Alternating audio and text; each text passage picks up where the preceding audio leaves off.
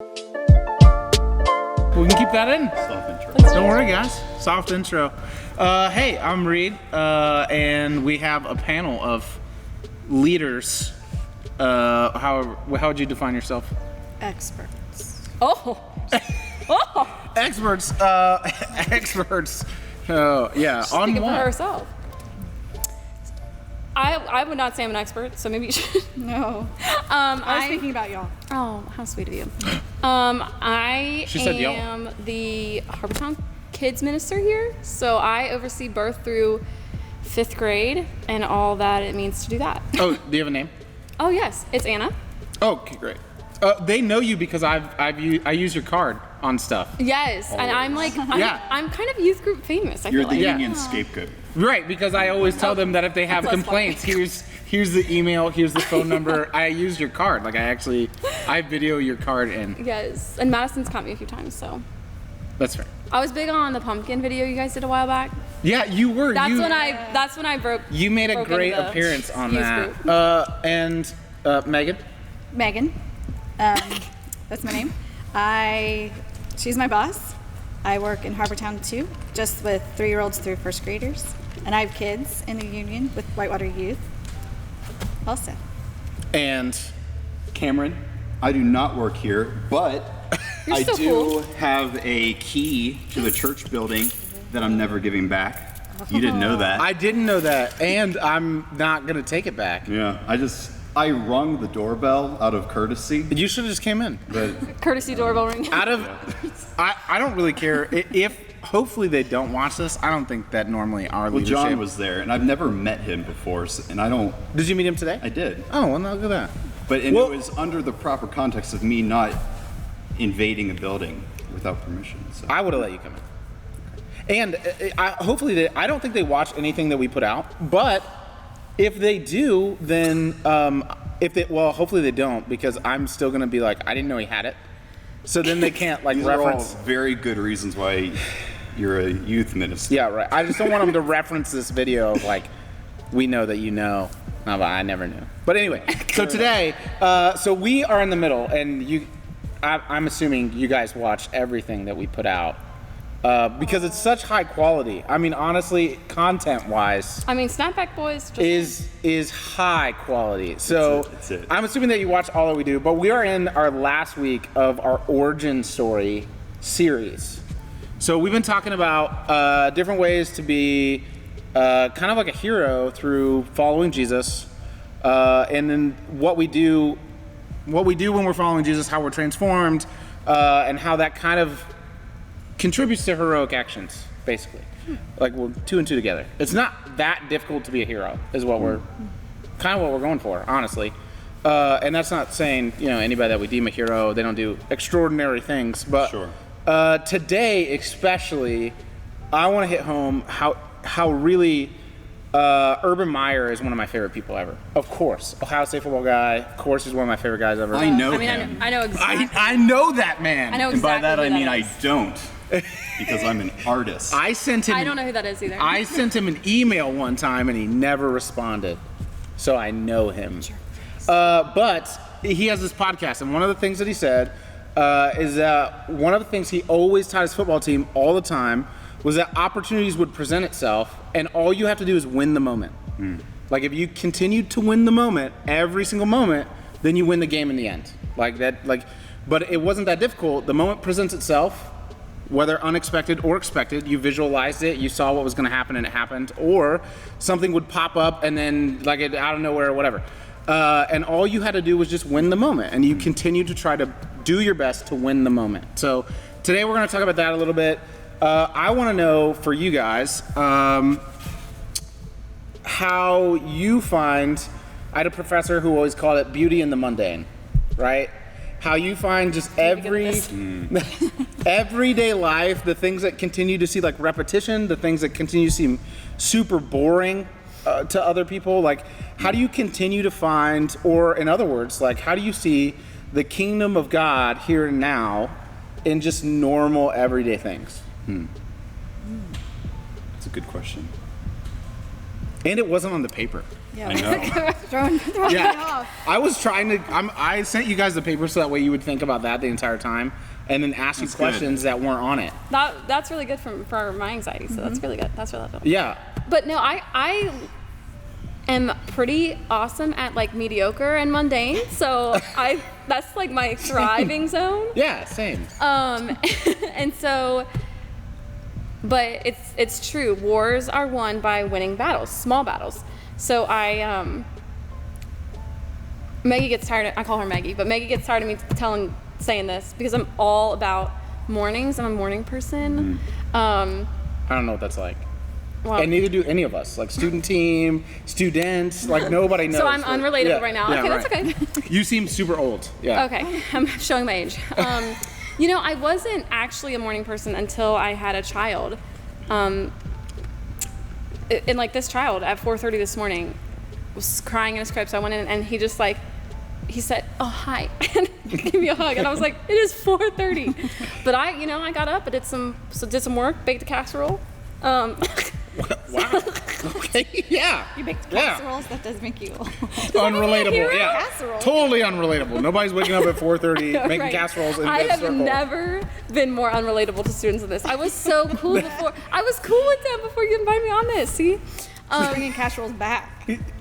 yeah. It's trendy. It's trendy now to make casseroles. Hashtag when you're a big mom, you casserole. do what you gotta do, and you know what? Y'all be baking casseroles. You're a dad, you're gonna be baking casseroles. I'm sorry. I've never baked a Right now casserole. I'm just hungry for it, so. Yeah, now I just want a casserole. It is good. yeah. It is good. Any kind, really. Okay, so anyway, I'm a morning person, so I always love the idea of new mercies, new mornings, fresh starts, and I feel like that is, that's kind of how I get out of the rut of how can I make this feel fresh because it's mundane, and especially in like the COVID season, a lot of days that I have had recently look exactly like the day before, which I don't love, but I think trying to remember like, this is not the same as yesterday. This is not going to be the same as tomorrow. God has only given me this day.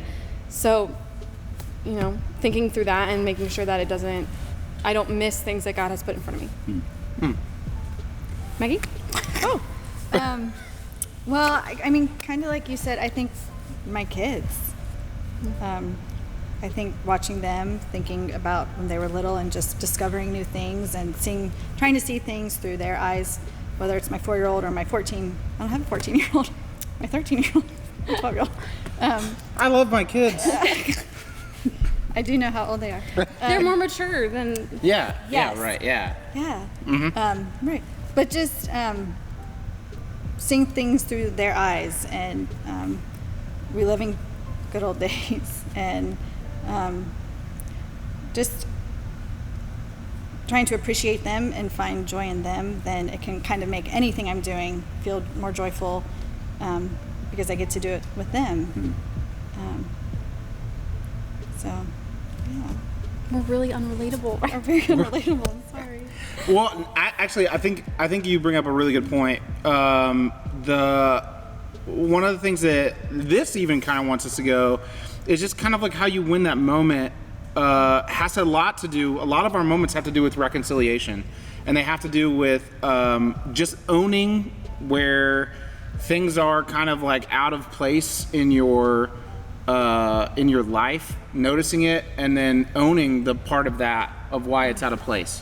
And so I don't think you can have a piece of reconciliation, or you can have that without being willing to look at the people around you and see life through their eyes, put yourself in their shoes.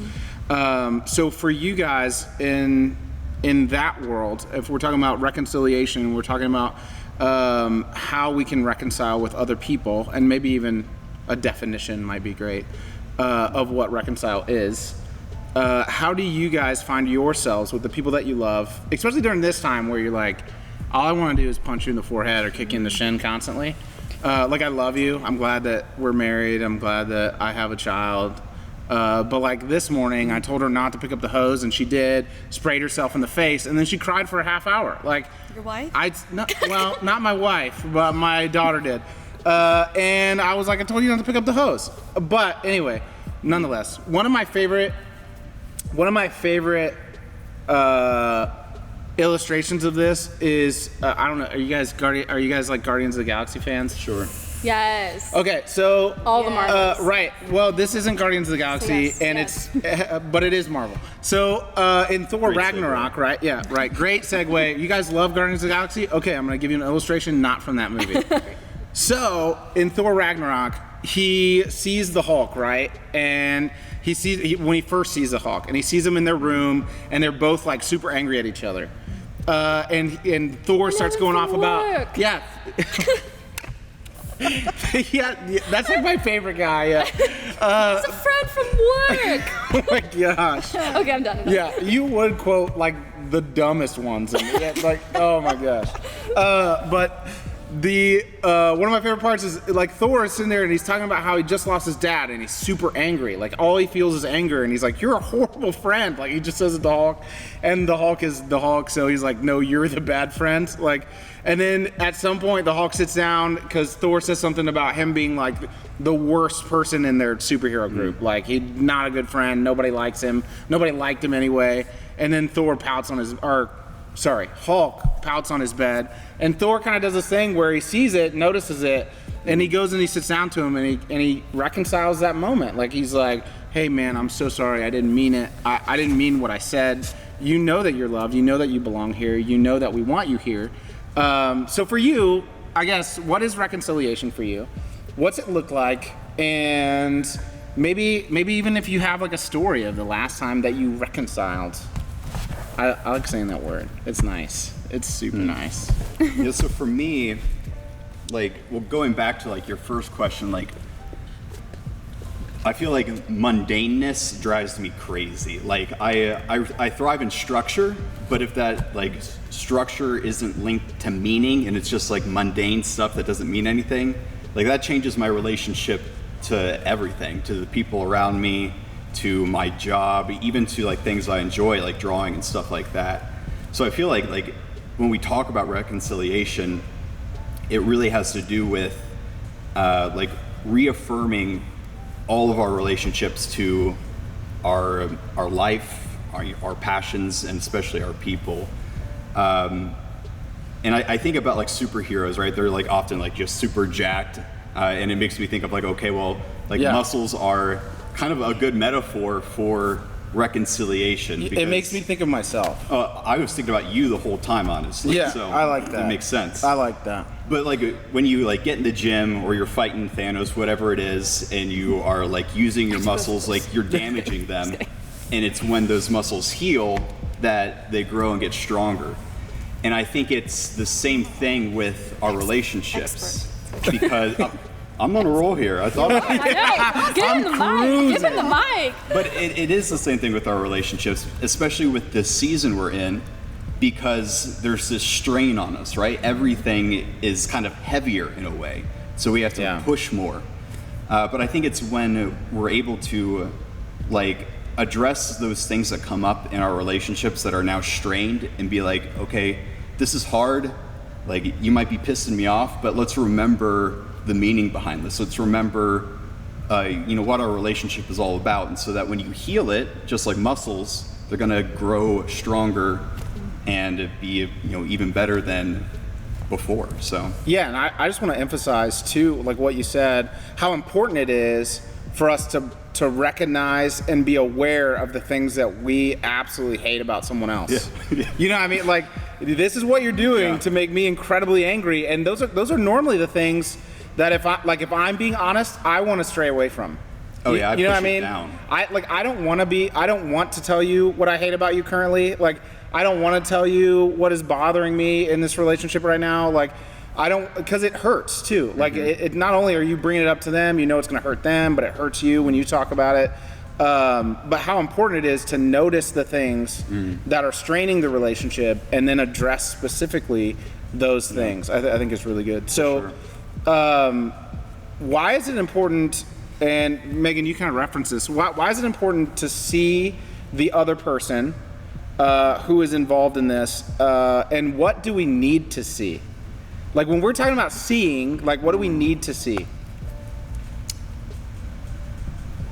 I think Anna says this all the time, but we work hard to assume positive intent. So So I think it's important to see, if someone made you mad or did whatever, it's important to, see it through their eyes, be in their shoes, and think, okay, I really don't think this person would be trying to hurt me. So what am I missing? Why, what was the motivation, or what else is happening that I'm just not, haven't realized yet or understood? So I think you have to go to that person and be able to say, what's going on? Like, I feel the weirdness. I feel like you've been in our heads the past couple of days. You asked for examples. Like, just yesterday I had to go to a friend and just... We reconciled yesterday. We did. Yeah. It was a good moment. So we were having a little conflict. It happens. Right, it happens. I'm not allowed to hold anybody that I work with's hand. Oh. Yeah. Sad for you. We got some Purell off to the side here. Oh, yes. Yes. But just to be vulnerable and to say, even it's hard, and it's so much easier to just be done with it. I don't have time to deal with you. I don't want to go through the motions. I don't want to put myself out there. But you have to be able to kind of open yourself up and say, what did I do, or what's going on? What can we do to repair that? I think reconciliation is just repairing a relationship. And I love what you said about them making it stronger. It's great to go back to your friendship and get back to normal, so to speak. But if you can do it in a way that then helps you grow and change, together for the better, then that's even... Yeah. Oh, sorry. You have something? I don't even know if I answered what you said. Well, no, but is this also linking to the Good Samaritan, right? It can. Okay. Is it not? No, it can't. You. Hey, Holy Spirit, take the wheel, girl. Okay. You know what I'm saying? Okay. But I feel like, the couple of guys that walked past the hurt man, and actually my son has a kid Bible, and he calls him the boo-boo man because he has boo-boos all over him. Right. And sometimes I'm a boo-boo man. I know. And he tries to kiss him, but it's a book, so it falls short. Yeah. But anyway, so there are a couple of people who walk by the boo-boo man, the hurt man, and I think it is because obviously they don't see him for who that person really is, and they have no margin. So I think margin is a key piece to reconciliation. Not just the desire to see them, but the margin to be able to fix something. That's kind of why I have a love-hate relationship with reconciliation, because that means there was conflict, that means there was hurt, and that means there was pain, because things tatter and fall apart. And so I feel like you have to have space, because it takes a lot of time sometimes. It takes a lot of work and a lot of energy and a lot of effort to go into a reconciliation. So, and especially in a relationship, but also our relationship with God too. I mean, Yeah. that takes time and love and care. So, And even then, like you guys said, in reality, we don't want our friendships, we don't want our relationships to go back to the way that they were. Like, when we have these reconciliation moments, you come out the other side in just so much of a better place. And actually, I read an article this morning about Tom Brady and his wife Giselle Bündchen, something. Nailed it. And they literally were talking about their entire relationship story and how their marriage was forged on something that they didn't know, and it kind of threw them for a loop, and they had to reconcile, and it made them so much stronger in their relationship. So anyway, we're gonna close out, but this is what I want you to know. Heroes are heroic in ordinary moments, and these types of ordinary moments are things that should be another piece of you. So go read Colossians 3:12 through 14. Tell us what you think in the comments. Tell us what you think in your small groups. Thank our judges panel here on whatever, and we'll see you guys next week. put a shout out in the comments so I know I'm still Relatable. Relevant. right, relatable and trendy. Peace. Yeah, all